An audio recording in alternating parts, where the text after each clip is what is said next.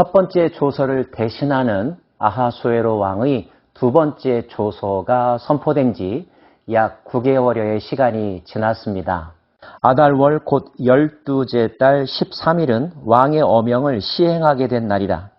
유다인의 대적들이 그들을 제거하기를 바랐더니 유다인들이 도리어 자기들을 미워하는 자들을 제거하게 된 그날에 유다인들이 아하수에로 왕의 각 지방, 각 읍에 모여 자기들을 해하고자 한 자를 죽이려 하니 모든 민족이 그들을 두려워하여 능히 막을 자가 없고 각 지방 모든 지방관과 대신들과 총독들과 왕의 사물을 보는 자들이 모르드게를 두려워하므로 다 유다인을 도우니 모르드게가 왕궁에서 존귀하여 점점 창대하매 이 사람 모르드게의 명성이 각 지방에 퍼지니라.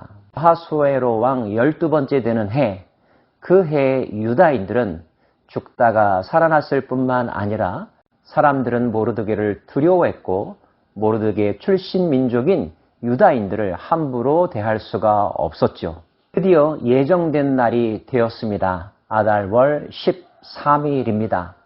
과연 어떤 일들이 일어났을까요? 유다인이 칼로 그 모든 대적들을 쳐서 도륙하고 진멸하고 자기를 미워하는 자에게 마음대로 행하고 유다인이 또 도성 수산에서 500명을 죽이고 진멸하고 포로 민족이었고 소수 민족이었고 그 중에서도 힘이 없는 민족이었던 유다 민족이 파워를 갖게 되었고 그들을 괴롭혔던 자들에 대하여 응징하기 시작했던 것입니다. 그날에 수산성에서만 500여 명이나 되는 사람들이 죽임 당했습니다. 하만에게 10명의 아들들이 있었는데 그들도 모두 유다인들에 의하여 죽임 당했습니다. 수산성 이외의 지역에서는 약 7만 5천 명이나 되는 사람들, 그동안 유다인들을 괴롭혔고 여전히 유다인들에 대하여 적대적인 태도를 취했던 사람들이 모두 다 죽임을 당했다는 것입니다. 왕의 명령과 허락에 따라 이루어진 일이니 감히 누구도 유다인들에게 대적할 수 없었겠죠. 유다인들에 의하여서 집행된 이 사건은 왕에게 보고가 되었습니다. 전국 각지에서 7만 5천 명, 수산성에서 500명, 그리고 하만의 10 아들이 죽임당했으니 모든 계획은 잘 진행된 것 같습니다.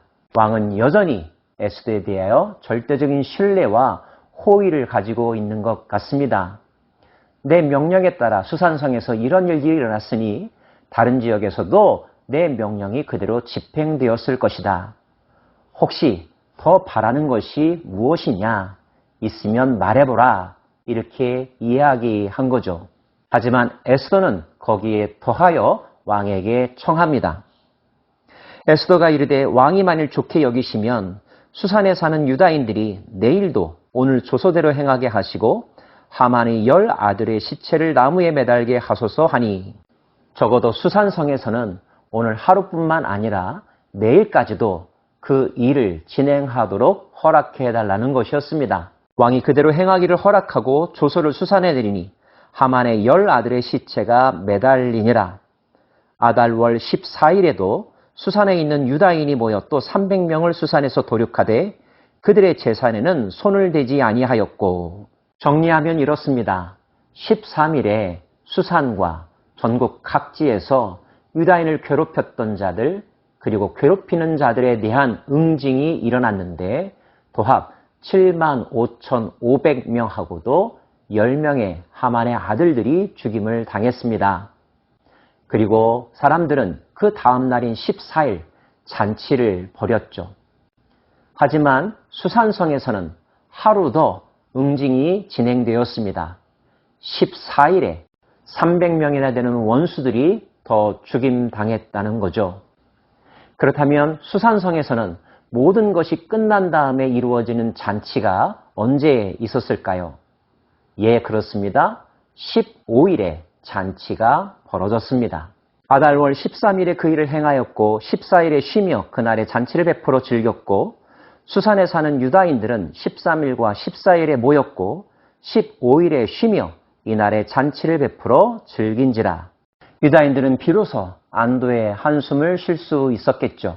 유다인들에게 있어서 아하수에로 왕 12년째는 너무나 길고도 드라마틱한 한 해였을 것 같습니다. 그해 첫째 달에 유다인들은 하만에 의하여 죽임당하기로 예정되어 있었죠. 그리고 1년여의 시간이 흘렀습니다.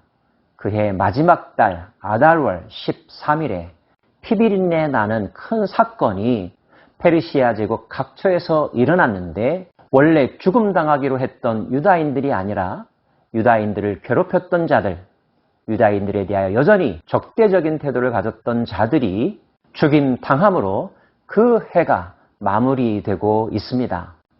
모르드게는 그래서 이 날을 기념일로 정하기를 추진합니다.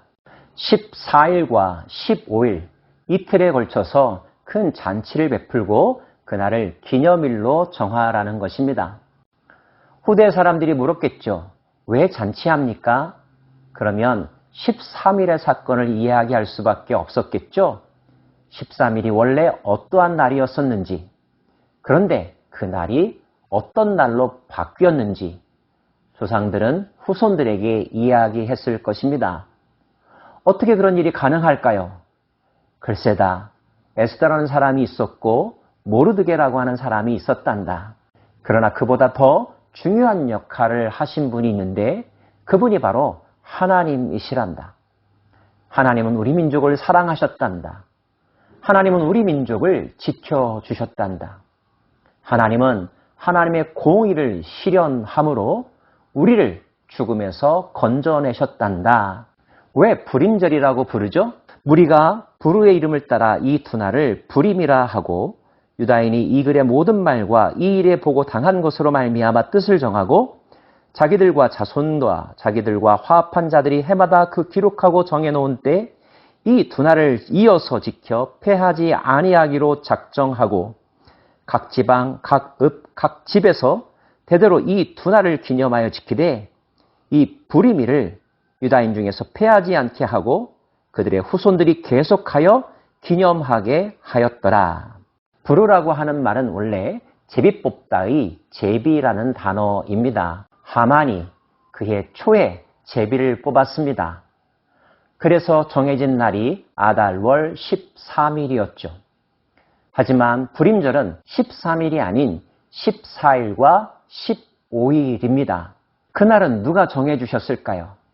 하만이 아니라 하나님이 정해주신 것, 하나님에 의하여 제비 뽑혀진 날이라고 해석할 수 있습니다.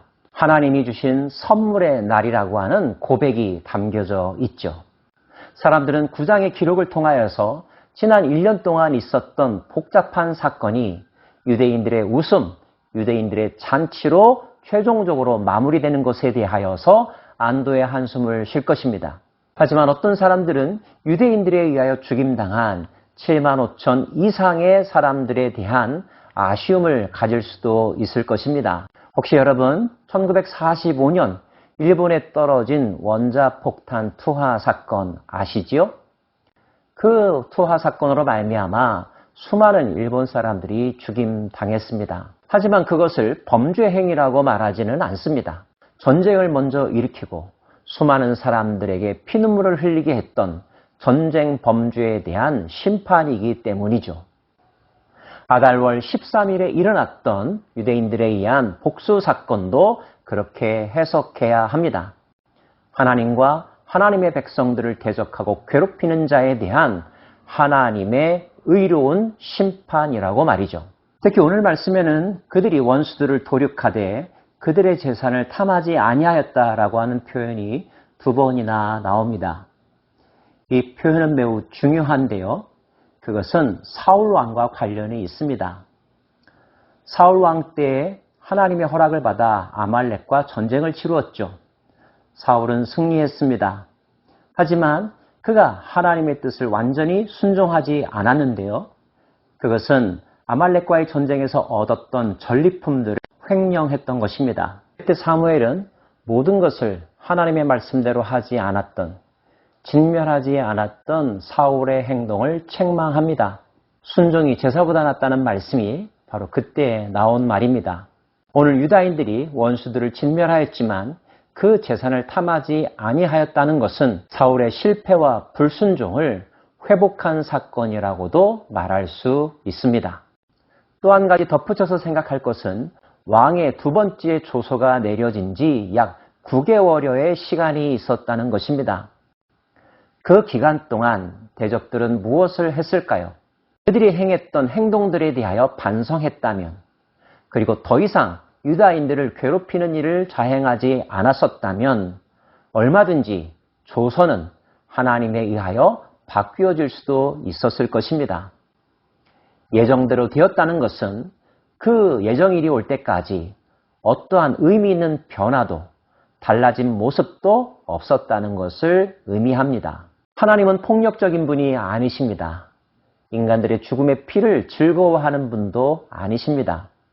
하나님은 생명을 사랑하는 분이시고 끝까지 살리기를 원하십니다. 동시에 죄를 미워하시고 악을 심판하시는 공의로운 분이시죠. 오늘 불임절의 이 사건은 하나님과 하나님의 뜻을 거역하는 자들에게 임할 최종적인 심판을 의미한다고 이해할 수 있습니다. 모르드게의 권면을 다시 한번 봉독하며 말씀을 마치겠습니다. 이달 이날에 유다인들이 대적에게서 벗어나서 평안함을 얻어 슬픔이 변하여 기쁨이 되고 애통이 변하여 길한 날이 되었으니 이 두 날을 지켜 잔치를 베풀고 즐기며 서로 예물을 주며 가난한 자를 구제하라. 즐거워하며 가난한 자를 구제하라. 가난한 자를 구제하라. 이 말씀 마음속에 깊이 새길 수 있기를 원합니다. 기도하십시다.